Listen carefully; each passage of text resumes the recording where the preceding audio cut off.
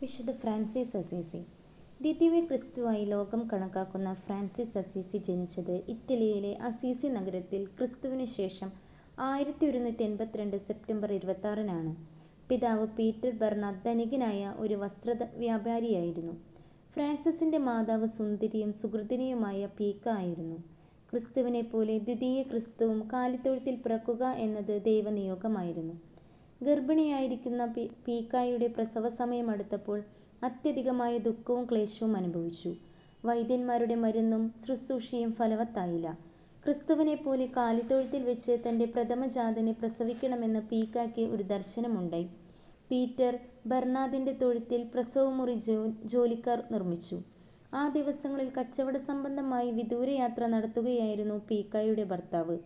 താൽക്കാലികമായി നിർമ്മിച്ച പ്രസൂതി ഭവനത്തിൽ യാതൊരു ക്ലേശവും കൂടാതെ പീക്ക ഒരു ആൺകുട്ടിക്ക് ജന്മം കൊടുത്തു. യേശുവിന്റെ മുന്നോടിയായി വന്ന യോഹന്നാന്റെ നാമം തന്റെ പുത്രന് കൊടുക്കുവാൻ ഭക്തയായ പീക്ക തീരുമാനിച്ചു. അതുകൊണ്ട് ജോൺ എന്ന പേരാണ് അവന് ലഭിച്ചത്. പീറ്റർ ബെർണാദ് യാത്ര കഴിഞ്ഞ് തിരിച്ചെത്തിയപ്പോൾ ഭാര്യയോട് കുപിതനായി. താപസവും ഭിക്ഷാദേഹിയുമായ യോഹന്നാന്റെ പേര് തന്റെ പുത്രന് നൽകിയത് ഒരു അശുഭലക്ഷണമായിട്ടാണ് അദ്ദേഹം കരുതിയിരുന്നത്. കച്ചവട സംബന്ധമായി എപ്പോഴും സഞ്ചരിക്കാറുള്ള പീറ്ററിന് ഫ്രാൻസ് രാജ്യത്തോട് അദ്ദേഹത്തിന് വലിയ ബഹുമാനമുണ്ടായിരുന്നു. തന്മൂലം മകന് ഫ്രാൻസിസ് എന്ന പേരിടാൻ അദ്ദേഹം തയ്യാറായി. നല്ല വിദ്യാഭ്യാസം ലഭിക്കുന്നതിന് ഫ്രാൻസിസിന് സാഹചര്യമുണ്ടായിരുന്നു. മാതൃഭാഷയായ ഇറ്റാലിയനും വിദ്യാസമ്പന്നർ ഉപയോഗിക്കുന്ന ലത്തീൻ ഭാഷയും ആദ്യ ക്ലാസ്സുകളിൽ ഫ്രാൻസിസ് പഠിച്ചു. പിന്നീട് ഫ്രഞ്ച് ഭാഷ അഭ്യസിച്ചു.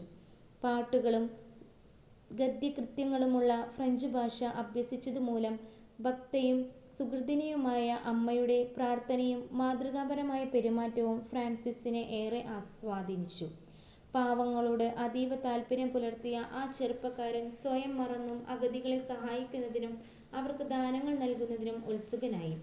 പുത്രൻ പ്രസിദ്ധനും ഇറ്റലിയിലെ ഒരു മാടമ്പിയുമായി തീരാൻ ഫ്രാൻസിസിന്റെ പിതാവ് ആഗ്രഹിച്ചു. തന്നോടൊപ്പം വ്യാപാര കാര്യങ്ങളിൽ പങ്കുകാരനാകാൻ പീറ്റർ ബെർണാദോ പുത്രന് കളമൊരുക്കി. 14-ാമത്തെ വയസ്സ് മുതൽ വസ്ത്രവ്യാപാരത്തിൽ ഫ്രാൻസിസ് പിതാവിനെ സഹായിച്ചു പോന്നു. നന്നായി ഉടുത്തൊരുങ്ങി നടന്ന ഫ്രാൻസിസിന് കുമാരന്മാർ കൂട്ടുകാരായി. ആടാനും പാടാനും കൂട്ടുകാരുമൊത്ത് വിരുന്നിൽ പങ്കെടുക്കാനും താൽപര്യം കാണിച്ച പുത്രനെ പിതാവ് വിലക്കിയില്ല. മകൻ പ്രസിദ്ധനും കൂട്ടുകാർക്കെല്ലാം ആരാധ്യനുമായിരുന്നു. പീറ്റർ ബെർണാദോയുടെ സങ്കല്പം അസീസിയും പെറൂജിയയും അടുത്തുള്ള രാജ്യങ്ങളായിരുന്നു. സാധാരണ സംഭവിക്കാറുള്ളതുപോലെ ആ നഗരങ്ങൾ തമ്മിൽ യുദ്ധമുണ്ടായി. ഫ്രാൻസിസും പങ്കെടുത്തു. പെറൂജിയക്കാരെ പെട്ടെന്നു കീഴടക്കാമെന്ന് കരുതിയ ഫ്രാൻസിസിന് തോൽവിയുടെ കയ്പ് അനുഭവിക്കേണ്ടി വന്നു. 1 വർഷം പെറൂജിയക്കാരുടെ തടവിൽ അദ്ദേഹം കിടന്നു. ഉല്ലാസപ്രിയനായി നാടെങ്ങും കൂട്ടുകാരുമൊത്ത് അടിച്ചുപൊളിച്ച് നടന്ന ഫ്രാൻസിസിന് ജയിൽവാസം ദുസ്സഹമായിരുന്നു. പക്ഷെ വീണ്ടും വീണ്ടും ചിന്തിച്ചപ്പോൾ തന്റെ ജീവിതം കുത്തഴിഞ്ഞതും ലക്ഷ്യമില്ലാത്തതും ആയിരുന്നുവെന്ന് വേദനയോടെ മനസ്സിലാക്കി.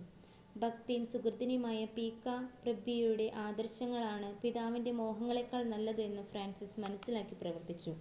ഫ്രാൻസിസ് അമ്മയെ അനുകരിച്ച് പാവപ്പെട്ടവരെ സഹായിച്ചു. കച്ചവട സ്ഥലത്തു നിന്ന് മുതലും ലാഭവും എല്ലാം കണക്കില്ലാതെ പാവപ്പെട്ടവർക്ക് വിതരണം ചെയ്തു. പിന്നീട് ഫ്രാൻസിസിന് ഒരു ദർശനമുണ്ടായി. അസീസി നഗരത്തിന് വെളിയിലുള്ള സാൻ ദാമിയാനോ എന്ന പള്ളി ജീർണിച്ചിരിക്കയാൽ അത് പുനർനിർമ്മിക്കണമെന്നുള്ള നിർദ്ദേശം യേശു നൽകിയിട്ടുള്ളതായിരുന്നു ദർശനം.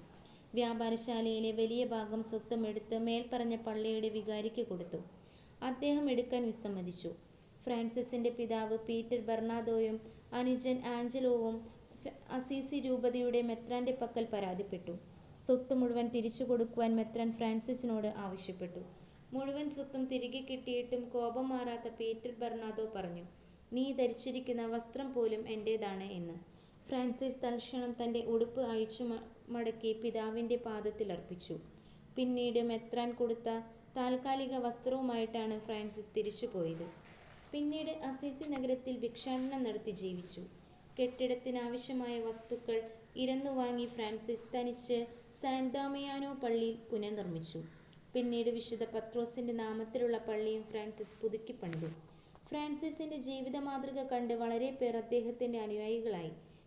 ശിഷ്യർ 11 പേരായപ്പോൾ അംഗങ്ങളുടെ വിശദീകരണത്തിനും അഭ്യാസത്തിനുമായി ഒരു നിയമാവലി എഴുതിയുണ്ടാക്കി.